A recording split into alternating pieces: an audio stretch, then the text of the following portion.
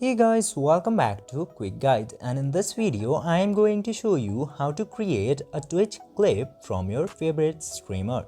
So without any further ado, let's dive right into this exciting video.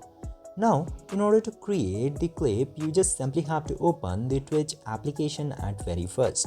Then after that, go to the live streaming section and open the live stream, and after opening the live stream you will get to see this clip icon into the top right side just beside the gear option. Tap into that option and then it will take a short moment and create this clip for you. Now you can edit this by tapping into edit button, or you can share this clip directly. Just simply choose any of these suitable option. This way you can very easily create clip from your favorite streamer into Twitch. I hope this video was helpful for you.